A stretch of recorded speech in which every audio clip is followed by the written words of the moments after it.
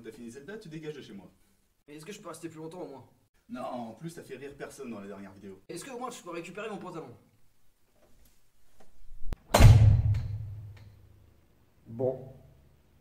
Ah. Bonne chose de faite.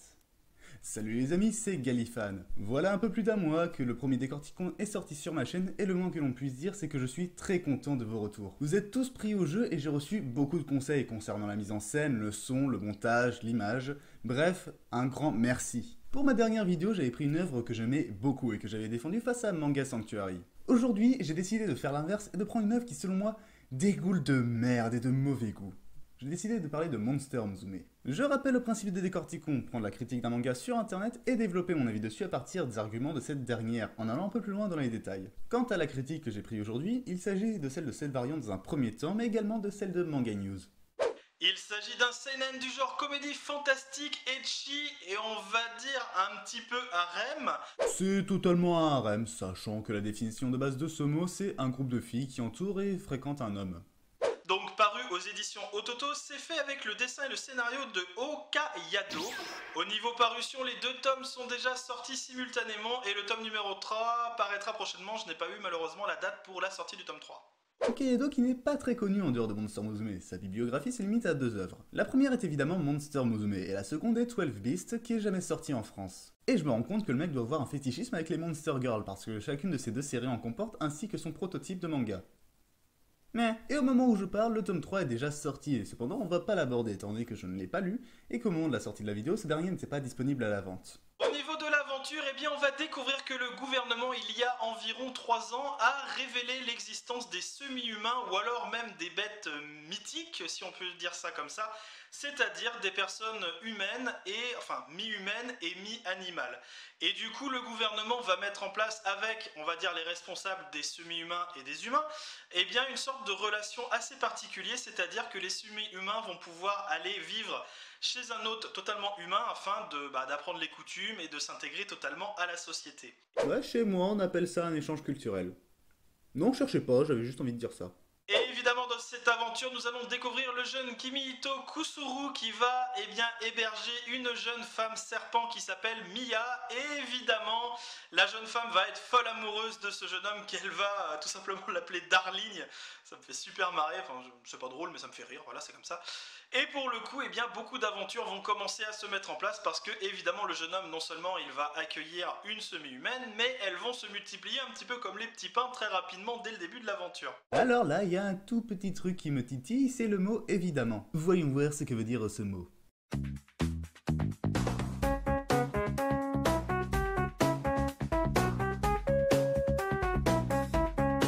Le mot évidemment implique quelque chose de normal, logique et sans surprise. En d'autres termes, l'emploi de ce mot signifie qu'il s'agit d'un putain de cliché. Je suis navré, mais retirez le côté Monster Girl de l'œuvre et on se retrouve dans un schéma typique qu'on retrouve dans énormément de mangas du même genre. Un mec banal qui par un enchaînement d'événements se voit obligé d'habiter avec une personne qui va tomber amoureuse de lui. Et avec ça, de nombreux autres personnages vont arriver et se greffer à l'histoire de sorte à compléter tous les fantasmes des lecteurs en partant d'une loli jusqu'au gros sein en passant par une dérée. Ça me fait penser, il serait peut-être temps que je fasse ma vidéo sur les dérés. Et ça c'est un des trucs qui m'énerve dans Monster Musume, c'est que c'est un enchaînement de clichés qu'on a déjà vu et revu dans d'autres œuvres saupoudrées de femmes avec des morceaux de monstres. Mais arrêtons de tirer sur l'ambulance et continuons. Au niveau du chara design, c'est du tout bon, c'est absolument comme les designs de l'animé, donc on n'est absolument pas perdu, en plus c'est vraiment fluide, c'est vraiment bien fait, c'est magnifique. Bref, je suis complètement fan de ce chara design qui rend totalement honneur à la série. Bien fait.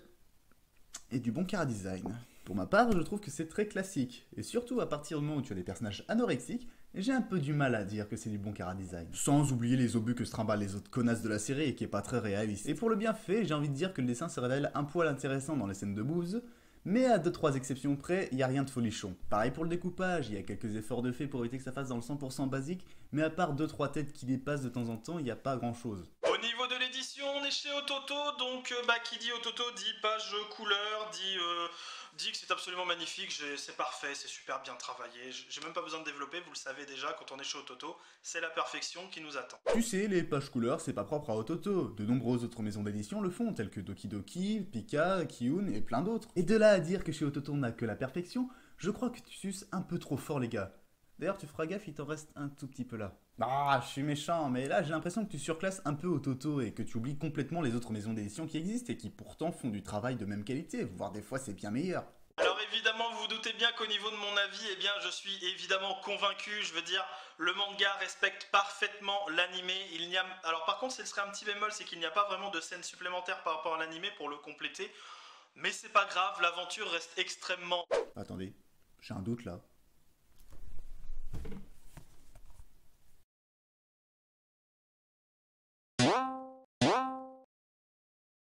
Bon. Non mais très bien. Ok, alors, la première fois, j'ai rien dit. Parce que ça arrive qu'on se trompe pendant le tournage d'une vidéo, et au montage on se rend pas forcément compte. Sauf que là, tu refais l'erreur, et en plus tu argumentes derrière. Ce qui me fait penser que tu t'es pas du tout renseigné avant de faire cette vidéo. Et en partant de ça, j'ai même pas besoin de justifier pourquoi c'est con de se plaindre que le manga rajoute aucune scène par rapport à l'animé. Par contre, là on va s'attaquer à un point plus pertinent. Pourquoi tu aimes bien la série? Enfin, c'est le côté humoristique et décalé de l'œuvre qui est vraiment très intéressant. Alors attention, maintenant je vais aller dans les détails. Nous sommes devant une série qui déjà, pour les éditions Ototo, je trouve que c'est génial qu'ils ont pris cette série parce que ça leur donne tout simplement une corde supplémentaire à leur arc. C'est totalement de l'ecchi, on va dire, school life mélangé avec du harem. On n'a pas l'habitude de ce genre de manga chez Ototo et c'est une bouffée d'oxygène. On a vraiment quelque chose de totalement nouveau qui sort des sentiers battus et putain que c'est bon. Alors avant toute chose, où est-ce que tu as vu du school life? Parce qu'il faut pas avoir un master en anglais pour comprendre que school life, ça veut dire vie à l'école. Allez où la putain d'école là? Et ensuite, j'ai envie de faire une parenthèse pour expliquer comment Ototo fonctionne quand il s'agit de choisir ses mangas. Une bonne partie de leur catalogue est composée de mangas ayant eu un animé. Et il fonctionne de manière très simple. Regardez quel animé marche et s'il a un manga, le publier. Au final, ils ne font que surfer sur la popularité de l'animé pour booster leurs ventes. Vous voulez une preuve? Très bien. Voici le catalogue de Ototo que j'ai récupéré sur leur site. Je me suis amusé à compter et au total, on a 46 œuvres répertoriées. Dans un premier temps, on retire les artbooks car je ne les compte pas vraiment comme des mangas. On passe à 43 œuvres. À partir de maintenant, on va s'amuser à compter lesquelles ont eu droit à un animé. Je suis gentil. Je compte Fate Evansville, SAO Girls Up et SAO Progressive comme mangas qui n'ont pas eu droit à une adaptation étant donné que même si l'œuvre de base en a eu une, ce n'est pas le cas du manga en lui-même. À présent que tout est clair, retirons tous ceux qui n'ont pas eu d'animé, ce qui fait un total de 21 mangas qui n'en ont pas eu pour 43, ce qui représente environ 49% du catalogue. C'est beaucoup dit comme ça, mais maintenant, abordons la chose sous un autre angle en partant de ce qui est pour moi l'élément déclencheur de la nouvelle politique éditoriale de Ototo, Spice & Wolf. Il y a pour moi deux phases, l'avant Spice & Wolf et l'après. Reprenons donc depuis le début. On retire les artbooks et nous revoilà avec notre liste de 43 mangas, sauf que cette fois, on va voir lesquels sont sortis avant et après juillet 2012, le mois de sortie de Spice & Wolf. Ça donne globalement ça. Maintenant, voyons voir lesquels ont eu un animé et lesquels non. On arrive à ça. Avant 2012, seul Merry Nightmare a eu un animé. Et après 2012, sur 29 mangas sortis, 21 ont eu un animé. Et parmi les 8 restants, on peut retirer les SAO et Fate qui surfent sur la popularité des œuvres de base qui ont eu des animés. On peut également exclure Magdala, fait par la même personne derrière Spice & Wolf. Ça veut dire qu'il nous reste 4 mangas. 4 mangas sur les 29 sortis depuis 2012 qui n'ont aucun lien avec l'animation japonaise. Vous voulez savoir où je veux en venir? C'est très simple. Quand on me dit que Ototo rajoute une corde à son arc avec Monster Musume, j'ai envie de dire ok, mais c'est le même type de corde qu'ils ajoutent depuis 6 ans. Et un point qui me dérange énormément, c'est que tu parles de Ototo comme s'ils étaient les seuls à vendre des mangas sur le marché. Que ça soit différent par rapport à ce qu'ils proposent d'habitude passe encore, mais je le redis, Monster Musume est juste un énième truc qu'on a déjà vu sur le marché, mais avec des boobs de monstres. Cette série, elle est drôle. Alors évidemment, le côté harem est extrêmement... voilà, c'est de l'ecchi pur, c'est quand même pour public averti, il faut quand même le préciser, bien entendu.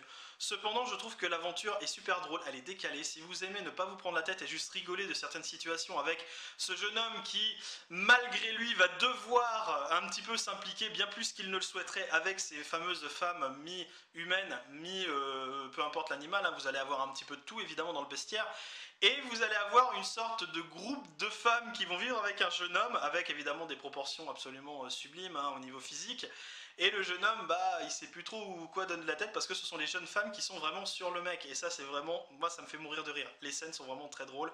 Monster Musume reprend vraiment tout ce qui a été fait en y greffant des plumes et des écailles à des femmes avec un humour vraiment lourd, graveleux, à la limite du beauf. Et ce n'est clairement pas mon humour. Parce que oui, disons-le clairement, mais la majorité des blagues dans Monster Musume tournent autour des hormones et à l'incapacité des filles de contrôler leurs ovaires. Bref, je ne vais pas dans le détail, cette série, voilà, si vous aimez... Si le côté ecchi, le côté harem ne vous dérange pas et que vous aimez l'humour, ce manga est fait pour vous. Si évidemment le ecchi et le harem ça vous rebute, évidemment cette série ne va pas du tout coller à, voilà, à vos standards. Donc c'est pas la peine de prendre le manga, de dire que c'est de la merde et de le balancer parce que c'est pas votre cam, voilà tout simplement. Et... bah ouais. En dehors du fait que tu te dédouanes complètement des critiques négatives que tu aurais pu te prendre avec ta vidéo, il y a un fond de vrai dans ce que tu dis. Je ne peux pas te critiquer sur le fait que tu as apprécié l'œuvre, tout simplement parce qu'on n'a pas les mêmes goûts. Personne peut se placer en tant que voix suprême et affirmer que tel ou tel truc est bon ou mauvais. Pour moi, Monster Musume était une purge, mais visiblement, toi tu as bien aimé. Bien que je soupçonne quelques points d'être volontairement exagérés pour le partenariat avec Ototo, mais ça c'est une autre histoire. Je ne peux donc pas te reprocher d'apprécier Monster Musume, et à part quelques points dans ta vidéo, je peux que fermer ma gueule. Là où je peux commencer à la rouvrir, c'est quand je vois des critiques comme celle de Manga News. Alors pour éviter que la vidéo dure 30 minutes, on va aller directement au point qui nous intéresse. D'ailleurs, qui est vraiment Kimito? On ne sait pas grand chose de lui. Si on dresse une petite liste, on sait simplement qu'il est puceau, qu'il est très gentil, qu'il est très ouvert d'esprit, qu'il est puceau, je l'ai dit 2 fois. En gros, on sait rien. Que fait-il de son temps? Lycéen? Étudiant? On pourrait plutôt pencher sur le profil d'un étudiant vu son physique, ce qui pourrait expliquer bien des choses. Comme l'absence des parents ou encore le fait que Mademoiselle Smith accepte de lui confier toute une flopée de jeunes filles, quoique même à un étudiant on ne confierait pas un tel harem. Mais au final, on s'en moque, car les facettes de sa personnalité qui sont nécessaires au bon déroulement du manga sont celles citées plus haut. D'ailleurs, avez-vous retenu son prénom? Car le jeune homme est toujours appelé Darling, Seigneur ou Maître. Preuve supplémentaire que l'individu en lui-même n'est pas vraiment important. Ok, je pensais pas lire quelque chose aussi stupide sur un site dédié au manga. À quel putain de moment c'est une bonne chose qu'on te dise que le personnage central de l'histoire n'est pas important? Qu'il ait un surnom du style Darling, et qu'il soit tellement utilisé qu'on en oublie son prénom, je m'en fous. Mais qu'on me dise que le simple fait qu'on sache qu'il soit puceau et gentil suffise à en faire un personnage correct pour l'œuvre, non! Ah, et soit dit en passant, puceau c'est pas un trait de caractère, donc c'est con de définir un personnage avec ça. Les mecs sont quand même clairement en train de dire que ce personnage est là que pour être transparent et donner un contexte aux scènes de boobs. Ça choque personne. Pour moi, c'est clair et net, Kimito est un mauvais personnage, peu importe sous quel angle on l'observe. Mais si Manga News avait écrit que ça comme bêtise, je serais allé au-delà, j'aurais complètement ignoré. Mais... Dans tous les cas, cette histoire mérite d'être lue, et elle contient autre chose que des scènes coquines, les tétons ne sont qu'un bonus. Okayado nous délivre un véritable message de tolérance dès ce premier tome. Nous sommes forcément tentés de nous mettre du côté de Mia quand celle-ci est victime de harcèlement dans la rue. Ce paragraphe résume dans sa globalité pourquoi je déteste qu'on me vende Monster Musume comme une bonne œuvre. Alors, dans un premier temps, qu'on mette les choses au clair, oui, il y a une certaine forme d'acceptation dans cette œuvre. Pour résumer rapidement, dans les premiers chapitres, Mia, la femme serpent, sort avec Kimito et pendant ce rendez-vous, plusieurs personnes se mettent à prendre en photo Mia comme si c'était une bête de foire. Suite à ça, interviennent 2 personnages récurrents qui sont là pour faire office de racistes de base bourrés de préjugés. Kimito les défonce et dit à Mia, tu es une Lamia. Une semi-humaine, oui. Mais tu restes une fille avant tout. J'ai pas supporté qu'il soit odieux avec une jeune demoiselle, c'est vraiment tout. Tout le monde il est beau, tout le monde est content, fort ni con. Le problème, c'est que sur la totalité du tome 1, ce passage correspond à 20 pages. Et encore, la thématique n'est pas présente dans toutes ces dernières. Là où je veux en venir et ce que je reproche à Monster Musume, c'est d'avoir une idée de départ qui aurait pu être intéressante en refaisant un Roméo et Juliette moderne avec la thématique du racisme. Mais malheureusement, l'auteur a préféré se concentrer sur un aspect grotesque et graveleux de l'œuvre. Cependant, ça n'a pas empêché certains de vendre Monster Musume comme étant quelque chose d'intelligent, sous prétexte qu'il y a quelques pages avec une thématique. Prenons un exemple. Imaginez 2 œuvres fictives, l'une avec une thématique originale et novatrice, et l'autre avec quelque chose de déjà vu dans plein d'autres œuvres. Maintenant, imaginez que la première effleure à peine la surface intéressante, pour au final se concentrer sur la forme, son univers, ses personnages, bref, en oublier complètement sa thématique de base. Tandis que la deuxième œuvre va beaucoup plus s'attarder sur sa thématique, à tel point qu'elle apporte une réelle réflexion et une vision des choses qui, certes, a peut-être déjà été faite, mais n'en reste pas moins intéressante. Laquelle choisiriez-vous? Bien que je ne supporte pas Monster Musume, je peux accepter le fait qu'on apprécie l'œuvre au même titre que n'importe quel autre manga. Mais venez pas me le vendre comme quelque chose d'original et intelligent.